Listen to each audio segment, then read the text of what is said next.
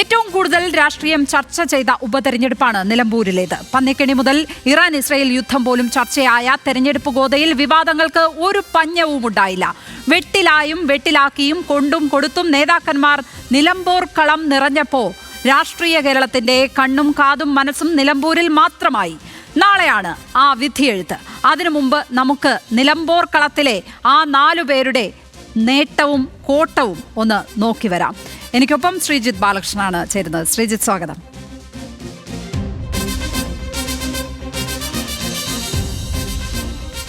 നമുക്ക് ആദ്യം നിലമ്പൂരിൽ സ്ഥാനാർത്ഥിയായി പ്രഖ്യാപിക്കപ്പെട്ടത്, ആളുകളിലേക്ക് വന്നത് ആര്യാടൻ ഷൗക്കത്ത്.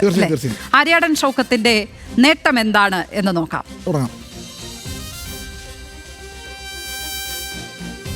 ഷൗക്കത്തിനെ തട്ടാതെ ഒന്ന് മാറിയിക്കണം.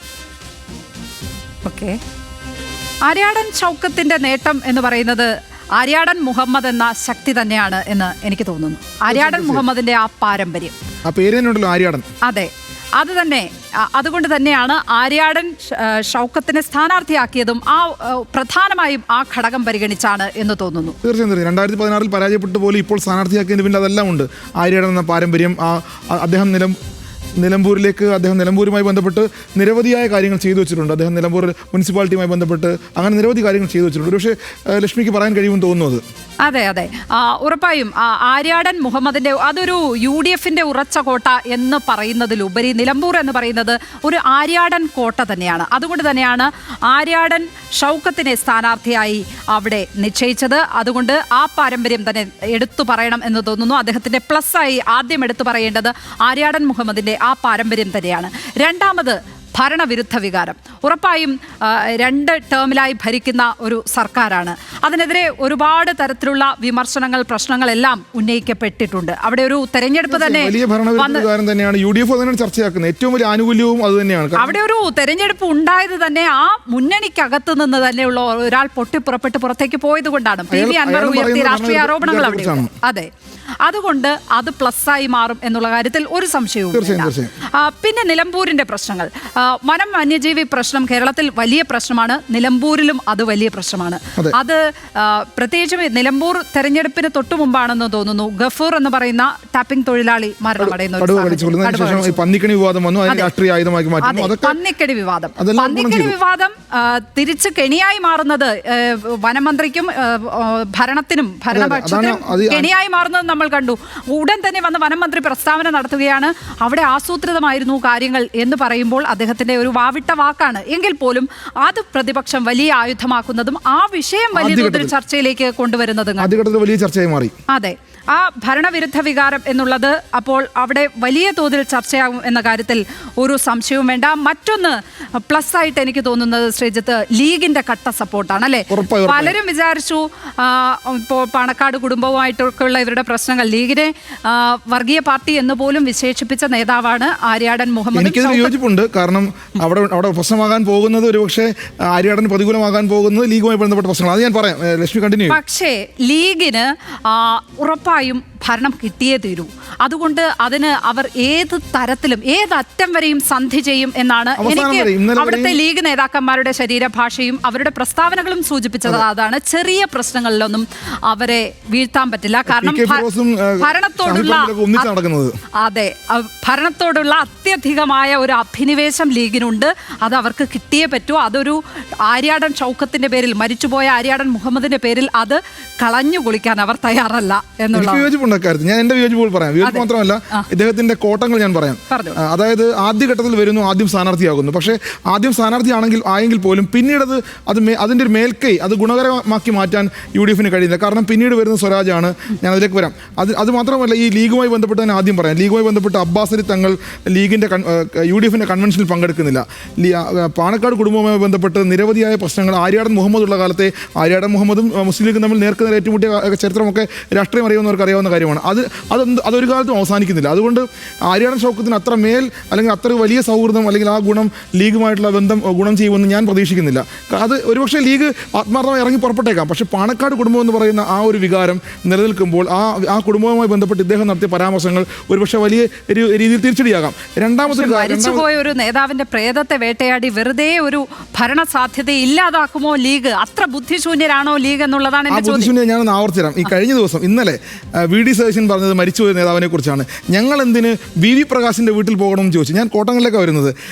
പാണക്കാട് കുടുംബവുമായി ബന്ധപ്പെട്ട കോട്ടം നിലനിൽക്കുമ്പോൾ തന്നെ അടുത്തൊരു പോയിന്റാണ് VV പ്രകാശിന്റെ കുടുംബത്തിലേക്ക് എന്തിന് ഒരു UDF സ്ഥാനാർത്ഥി പോകണമെന്നുള്ളത്. പിന്നെ ആരാണ് പോകേണ്ടത്?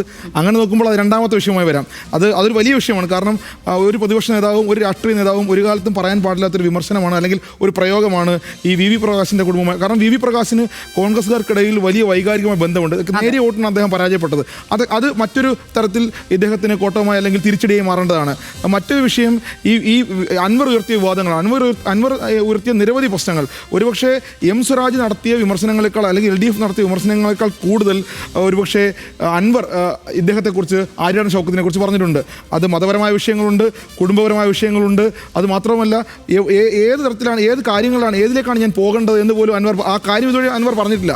അൻവറിന് പറയാനുള്ളൊരു കാര്യമുണ്ടെന്ന് അൻവർ എപ്പോഴും പറയുന്നുണ്ട്. പക്ഷേ അതൊരു അൻവറിൻ്റെ വാചാടവും മാത്രമായിരിക്കും. പക്ഷേ എന്നാൽ പോലും അൻവർ നിരവധിയായ കാര്യങ്ങൾ അദ്ദേഹത്തിൻ്റെ സിനിമയിലെ മതപരമായ വിഷയങ്ങൾ, പാണക്കാട് കുടുംബവുമായിട്ടുള്ള ബന്ധം, മുന്നിൽ വാതിൽ കൊട്ടിയടച്ചതോടുകൂടി അതൊക്കെ തന്നെ റദ്ദാവുകയല്ലേ? എന്നാൽ ഞാൻ അടുത്ത കാര്യം പറയാം. ജമാഅത്തെ ഇസ്ലാമി വിഷയം അത് UDFുമായി ബന്ധപ്പെട്ട് UDFിന് എത്രത്തോളം ദോഷം ചെയ്തു. ക്ഷേമ പെൻഷൻ വിഭാഗത്തിലെ ആദ്യ വെടിപൊട്ടിച്ചത് KC വേണുഗോപാലാണ്. കോൺഗ്രസിൻ്റെ ഇന്നത്തെ ഏറ്റവും വലിയ നേതാവാണ്. അദ്ദേഹം കൂടി അത് പറയുമ്പോൾ അതൊരു പക്ഷേ LDF വലിയ രൂപത്തിൽ പ്രചാരണ ആയുധമാക്കുകയും ചെയ്തിരുന്നു. പിന്നീട് ക്ഷേമ പെൻഷൻ, ജമാഅത്തെ ഇസ്ലാമി വിവാദം ഒരുപക്ഷെ ഈ കഴിഞ്ഞ 23 ദിവസവും ഈ പ്രചരണത്തിൻ്റെ 23 ദിവസവും LDF ഉപയോഗിച്ച പ്രചരണ ആയുധങ്ങളിലൊന്ന് ക്ഷേമ പെൻഷനും അതുമാത്രമല്ല ജമാഅത്തെ ഇസ്ലാമി ക്ഷേമ പെൻഷൻ വാങ്ങുന്നവരെ കൈക്കൂലിക്കാരെന്ന് പറയുന്നത് തന്നെ വലിയ വിവാദമാക്കി മാറ്റാൻ LDFിന് കഴിഞ്ഞിട്ടുണ്ട്. അത് ആര്യാടൻ ഷൗക്കത്തിന് വലിയ രൂപത്തിൽ ദോഷം ചെയ്തിട്ടുണ്ട് എന്ന് വേണം. തീർച്ചയായും അതൊരു വാവിട്ട വാക്ക് തന്നെയാണ്. ഇനി നമുക്ക് സ്വരാജിലേക്ക് വരാമെന്ന് തോന്നുന്നു. ഞാൻ തന്നെയാണല്ലോ പറയേണ്ടത്. ഇത്രയും ആര്യാടൻ ഷൗക്കത്തിനെ വിമർശിച്ചിട്ട് സ്വരാജിനെ കുറിച്ച് രണ്ട് വാക്ക്. സ്വരാജിന് എങ്ങനെയാണ് ഈ മേൽക്കൈ വരുന്നതെന്ന് ഞാൻ പറയേണ്ടി വരും. കാരണം സ്വരാജിൻ്റെ ഒരു വ്യക്തി പ്രഭാവം ഞാൻ എൻ്റെ കോളേജ് കാലമാണ് ഞാൻ ഓർത്തത്. ഇദ്ദേഹം സ്ഥാനാർത്ഥിയായി വരുമ്പോൾ ഒരേ കാലത്ത് അല്ലെങ്കിൽ SFIയുമായി ബന്ധപ്പെട്ട് പിന്നെ ആളുകൾ പ്രവർത്തിച്ചിരുന്ന കാലത്ത് നമ്മൾ ദൂരെ നിന്ന് കണ്ടൊരു നേതാവാണ്. ആ സമയത്ത് ഉണ്ടായിരുന്ന നേതാക്കന്മാരിൽ വളരെ ആക്റ്റീവായിട്ട് അന്നത്തെ UDF സർക്കാരിനെതിരെ സംസാരിക്കാൻ അദ്ദേഹത്തിൻ്റെ പ്രസംഗമാണ് അദ്ദേഹത്തിൻ്റെ ഏറ്റവും വലിയ കഴിവായിട്ട് ഞാൻ കണക്കാക്കുന്നത്. അത് ആ പ്രസംഗിക്കാനുള്ള കഴിവ്, അദ്ദേഹം വിഷയങ്ങൾ തിരഞ്ഞെടുക്കുന്ന രീതി, ആ വിഷയങ്ങളെ സമീപിക്കുന്ന രീതി. ഇപ്പോൾ CPMനകത്ത് ഇങ്ങനൊരു യുവ നേതാവ് ഇത്രയും നമ്മൾ പണ്ട് CPMകാരെ കുറിച്ച് പറഞ്ഞത് സൈദ്ധാന്തിക തലത്തിൽ സംസാരിക്കുക, ബുദ്ധിപരമായി സംസാരിക്കുക, പുസ്തകങ്ങൾ വായിച്ച് അഭിപ്രായം പറയുക. അതിലൊക്കെ അദ്ദേഹത്തിൻ്റെ പുസ്തകം പോലും ഒരു സ്ഥാനാർത്ഥി എഴുതിയ പുസ്തകം ഈ അടുത്ത കാലത്തൊന്നും കേരളത്തിൽ ചർച്ചയായിട്ടില്ല. അങ്ങനെ സാംസ്കാരിക നായകരുടെ പിന്തുണ സാധാരണഗതിയിൽ അതിനപ്പുറത്തേക്ക് ചിന്തിച്ചാൽ ഈ സാമൂഹ്യ മാധ്യമങ്ങളിൽ സ്വരാജ് വരുമ്പോൾ സാമൂഹ്യ മാധ്യമങ്ങളിൽ CPM ഹാൻഡിലുകൾ കിട്ടുന്ന ഒരു വലിയൊരു പിന്തുണയുണ്ട്. ആ പിന്തുണ സ്വരാജിന് വലിയ രൂപത്തിൽ ഗുണം ചെയ്യുന്നുണ്ട് ചെറുപ്പക്കാർക്കിടയിൽ. ഞാൻ ഇന്നലെ ടെലിവിഷനിൽ കണ്ടിരുന്നു. അവിടെ ചുങ്കത്തറ കോളേജിലാണെന്ന് തോന്നുന്നു, മർത്തമ കോളേജിലാണെന്ന് തോന്നുന്നു. അവിടുത്തെ വിദ്യാർത്ഥികൾ, അത് തട്ടമിട്ട വിദ്യാർത്ഥിനികൾ, അവർ ഇറങ്ങി വന്ന് സ്വരാജിന് വേണ്ടി മുദ്രാവാക്യം വിളിക്കുന്നു, ഇവർക്കൊപ്പം ഡാൻസ് കളിക്കുന്നു. ഇന്നലെ നടന്നത് കൊട്ടിക്കലാശമാണ്.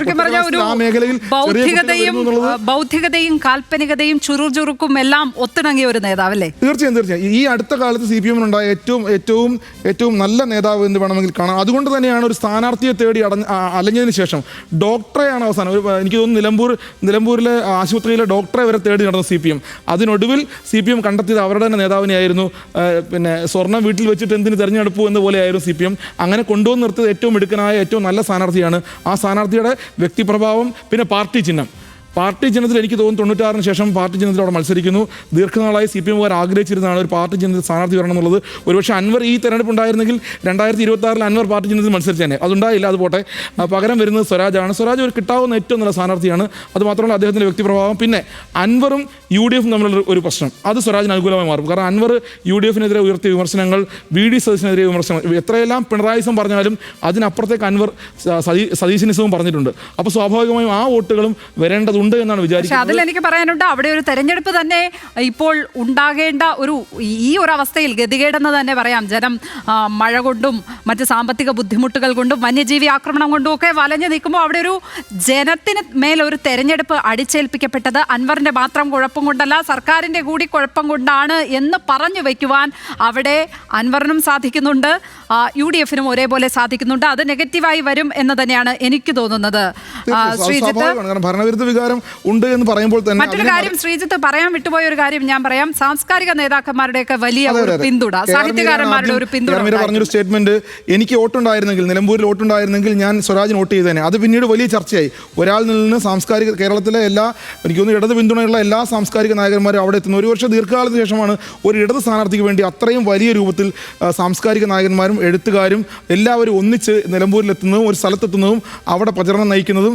ഞാൻ നേരത്തെ പറഞ്ഞു, അതേ ഒരു പുസ്തകം വരെ ചർച്ചയായ, ഒരു സ്ഥാനാർത്ഥി എഴുതിയ പുസ്തകം വരെ ചർച്ചയായ തെരഞ്ഞെടുപ്പാണിത്. അതുകൊണ്ട് തന്നെ ആ രൂപത്തിൽ ഈ യുവാക്കൾ, വിദ്യാർത്ഥികൾ, സ്ത്രീകൾ, പെൺകുട്ടികൾ, അങ്ങനെ ആ വിഭാഗത്തിൻ്റെ വലിയൊരു വോട്ട് ഒരു പക്ഷേ ഈ ചില കാരണങ്ങൾ കൊണ്ട്, അദ്ദേഹത്തിൻ്റെ എഴുത്ത്, അദ്ദേഹത്തിൻ്റെ നിലപാട്, ഈ യുദ്ധവുമായി ബന്ധപ്പെട്ട് മാത്രമല്ല, പറയാൻ വിട്ടുപോയൊരു കാര്യമുണ്ട്. യുദ്ധവുമായി ബന്ധപ്പെട്ട് മാത്രമല്ല, ഈ മഹാഭാരതം, ഭാഗവതം, ഭഗവത്ഗീത, ഖുറാൻ, ബൈബിൾ, ഇതിനെക്കുറിച്ചെല്ലാം ഈ സ്വരാജ് കഴിഞ്ഞ കാലങ്ങളിൽ നടത്തിയ പ്രസംഗങ്ങൾ, സ്റ്റേറ്റ്മെന്റുകളൊക്കെ ഇപ്പോൾ സാമൂഹ്യ മാധ്യമങ്ങൾ വല്ലാതെ പ്രചരിക്കുന്നുണ്ട്. ഞാൻ എടുത്തെടുത്ത് പറയുന്നില്ല, മികവുകൾ അങ്ങനെ ഒരു ഭൗതിക പരിവേഷം ഉണ്ട്.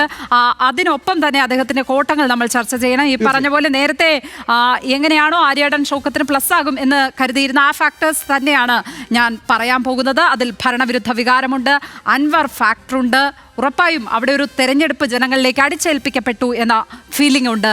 അതുകൊണ്ട് തന്നെ അൻവർ ഫാക്ടർ അവിടെ ഘടകമാണ്. ഈ വന്യജീവി ആക്രമണങ്ങൾ, അതിൽ വനമന്ത്രിയുടെ ഭാഗത്ത് നിന്നടക്കമുണ്ടായ ആ വാവിട്ട പ്രസ്താവനകൾ, ഇവിടെ ഒരു ആസൂത്രിതമായ കാര്യമാണ് നടന്നത് എന്ന് പറഞ്ഞ് അദ്ദേഹം അതിൽ നിന്നൊക്കെ യൂട്ടേൺ അടിച്ചെങ്കിൽ പോലും അത് വലിയ തോതിൽ ചർച്ചയാകപ്പെട്ടു എന്നുള്ളതാണ് എനിക്ക് മനസ്സിലാകുന്നത്. അത് സ്വരാജിന് നെഗറ്റീവായി അവിടെ ഭവിക്കും എന്നുള്ളതാണ് എനിക്ക് തോന്നുന്നത്.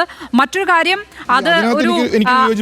അതൊരു UDF വലിയ വളക്കൂറുള്ള മണ്ണായി വിലയിരുത്തപ്പെടുന്ന ഒരു സ്ഥലം കൂടിയാണ് ആര്യാടൻ.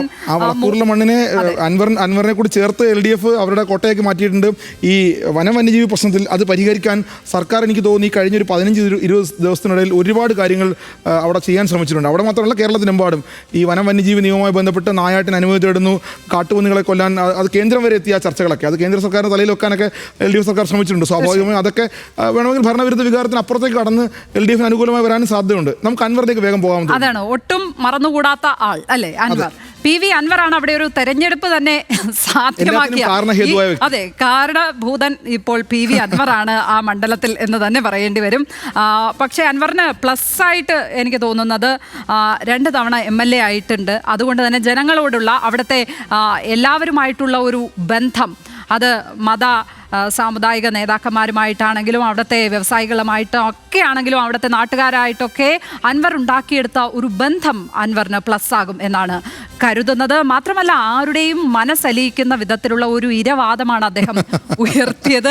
അത് കണ്ടാൽ നമുക്ക് പോലും പല ഘട്ടങ്ങളിലും ഒന്ന് കണ്ണു തുടച്ചുകൊണ്ടേ ആ ബൈറ്റ് കാണാൻ പറ്റുന്നുണ്ടായിരുന്നുള്ളൂ. അത് എത്ര പേരെ സ്വാധീനിക്കുമെന്ന് കണ്ടറിയേണ്ടിയിരിക്കുന്നു. അല്ലെ, എത്രയെല്ലാം ഇരവാദം ഉയർത്തിയാലും അൻവറിനെ സംബന്ധിച്ച് അൻവർ 2 രാഷ്ട്രീയ പാർട്ടികളുടെയും എതിരാളിയാണ്. അതുകൊണ്ട് തന്നെ അതാണ് അദ്ദേഹത്തിന് ഏറ്റവും വലിയ പോരായ്മ. അത് മാത്രമല്ല, അദ്ദേഹം ആദ്യകാലങ്ങളിൽ നമ്മളൊക്കെ അൻവറിനെ വളരെ കാര്യമായി നിരീക്ഷിച്ചിരുന്നു. അദ്ദേഹം MLA ആയിരുന്ന കാലത്ത്, സർക്കാരിന് വേണ്ടി ഘോരഘോരം വാദിച്ചിരുന്ന കാലത്ത്, കടന്നൽ രാജയായിരുന്ന കാലത്തൊക്കെ. പക്ഷേ അതിനുശേഷം ഈ കടന്നൽ രാജയുടെ വാദങ്ങളും അല്ലെങ്കിൽ അദ്ദേഹം എടുക്കാൻ പോകുന്ന നിലപാട് എന്താണെന്ന് ഇപ്പോൾ ഒരു നിലപാടില്ലാത്ത ആളായി മാറിയിട്ടുണ്ട്. പിണറായി ആയിരുന്നു ആദ്യം, പിന്നെ സതീശിനെതിരായി, അവസാനം UDF-നെതിരായി, എല്ലായിടത്തും എതിരായി, അവസാനം തൃണമൂൽ കോൺഗ്രസ് ചേർന്നു. എന്നാൽ തൃണമൂലിനും പാര വെച്ച് ആ പാർട്ടിയുടെ ചിഹ്നത്തിൽ മത്സരിക്കാൻ ശ്രമിച്ചു, അതുമില്ല. ആ പത്രിക തന്നെ സ്വയം തള്ളാനുള്ളൊരു, അദ്ദേഹം അതിൽ കൂടുതൽ യുക്തിയൊന്നും അതിലില്ലല്ലോ. അവസാനം സ്വതന്ത്രനായി. ഇങ്ങനെ നിലപാടുകളില്ലാത്ത ഒരു രാജകുമാരനായി അദ്ദേഹം മാറി. നിലമ്പൂരിൽ ഒരുപക്ഷെ നല്ല വോട്ട് പിടിക്കാൻ അദ്ദേഹത്തിന് കഴിയും. കാരണം 8-9 വർഷം അദ്ദേഹം അവിടെ MLA ആയിരുന്നു. അത് മാത്രമല്ല, CPM-ൻ്റെയും UDF-ൻ്റെയും ഒരുപാട് ആളുകളുമായിട്ട് നല്ല ബന്ധമുള്ള ആളാണ്, പഴയ കോൺഗ്രസ്സുകാരനാണ്. ഇതൊക്കെയാണെങ്കിൽ ഈ അവസാന കാലത്ത് അൻവർ ഉണ്ടാക്കിയ ആദ്യകാലത്ത് അൻവർ ഉണ്ടാക്കിയ ഇമേജിൽ നിന്നും അൻവറിന് പിന്നോട്ട് പോകേണ്ടി വന്നിട്ടുണ്ട്. ആദ്യകാലത്ത് ഉണ്ടാക്കിയ ഇമേജ് ചിലപ്പോൾ നല്ല വോട്ടായി മാറിയേക്കും. കാരണം തൃണമൂൽ എന്ന് പറയുന്നത് തന്നെ ഒരു തെറ്റായ ചോയ്സ് ആയിരുന്നു അൻവർ അൻവറിനെ സംബന്ധിച്ചിടത്തോളം എന്ന് തീർച്ചയായും തോന്നിപ്പോകുന്ന വിധത്തിലുള്ള കാര്യങ്ങളാണ് ഒരു സഖ്യമില്ലാത്ത പാർട്ടിയാണ്. ഞങ്ങൾക്ക് ബംഗാളിൽ തൃണമൂലായിട്ട് യാതൊരു ബന്ധമില്ല, ഞങ്ങൾ ശത്രുക്കളാണ്. പിന്നെ നിങ്ങൾ തൃണമൂലിനെ കൊണ്ട് വന്നാൽ ഞങ്ങൾ അങ്ങനെ സ്വീകരിക്കണമെന്നാണ് ചോദിച്ചത്. അപ്പോൾ ഈ രൂപത്തിൽ അൻവറിന്റെ നിലപാടുകളാണ് അൻവറിന് വോട്ട് കിട്ടേണ്ടതും അൻവറിന്റെ വോട്ട് നഷ്ടമാക്കുന്നതും. ഏറ്റവും അവസാനം നാലാമത്തെ ആളായി നമുക്ക് പറയേണ്ടി വരുന്നു എന്ന് പറയുന്നത് തന്നെ കോട്ടമാണ് അല്ലേ? ഞാൻ കോട്ടമാണ് കൂടുതലും കാണുന്നത്. BJP അവിടെ കോട്ടം തന്നെയാണ് കൂടുതലും കാണുന്നത്. മോഹൻ ജോർജ് എന്ന് പറയുന്ന സ്ഥാനാർത്ഥിയെ ഏറ്റവും അവസാനം ചാക്കിട്ട് പിടിക്കേണ്ടി വന്നു. ഒരു ഇൻസ്റ്റന്റ് സ്ഥാനാർത്ഥി എന്ന് പറയുന്ന കോട്ടം തന്നെ അവിടെ വലിയ കോട്ടമാണ്. പിന്നെ ബാലികേറ മലയാണ് നിലമ്പൂരിൽ BJPയെ സംബന്ധിച്ചിടത്തോളം.